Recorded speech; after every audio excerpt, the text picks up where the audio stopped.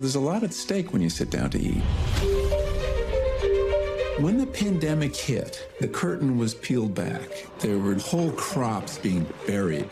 At the same time, there were shortages in the supermarket. But that's not the only problem.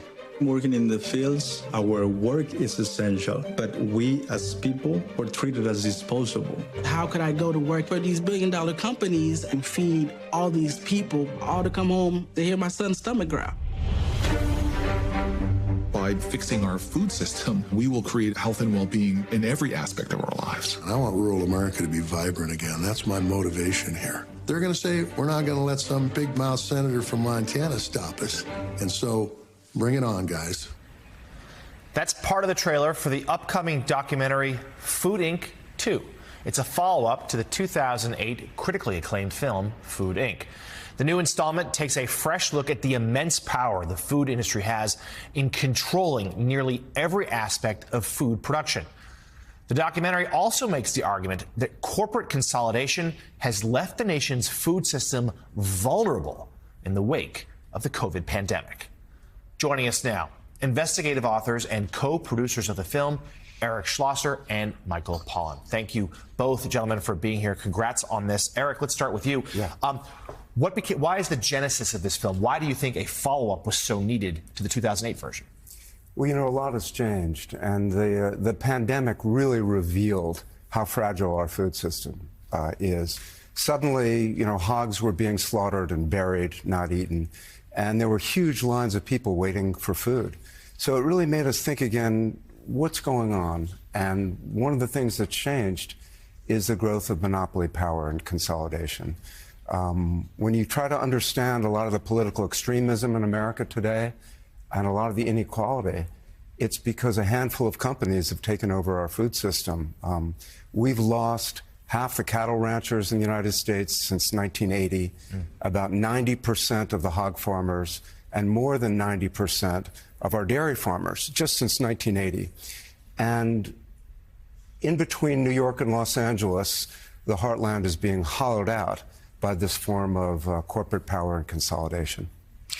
What should the government do? Should they be enforcing antitrust laws? It really is devastating when you go back to a rural place like where I grew up. And there used to be a lot of families who gained their livelihood from farming. And sure, it was a really hard way to go.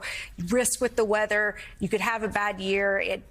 The weather failed, but it was a livelihood. How can we bring farming back to American communities and make it a viable occupation again? Well, antitrust is crucial. A market is said to be controlled by oligopolies when there are 4 companies that control more than 40% of the market. And take beef, for example. In the 1970s, 4 companies controlled about 25% of the market for beef. Now 4 companies control 85% of the market for beef. And you go through one sector after another, and what happens is the middle class is being affected, and the money is being kept by a small number of companies and not given to farmers or workers. You look at the stagnant wages of the typical American worker and the rise of CEO wages, it's extraordinary. I'll give one example, and then I'll stop talking.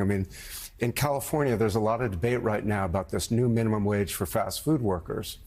Well, the median wage of a fast food worker in California is $15,000 a year. And in 2021, the CEO of McDonald's made $20 million a year. And what that means is the typical fast food worker would have to work for 1,300 years to earn what the CEO earned. An extraordinary and galling statistic. Michael, give us a quick sense, if you will, as to the impact of that COVID pandemic, how that exacerbated these problems. Well, it exposed it. It peeled back the curtains on the American food system, and we saw how it works. It's very brittle.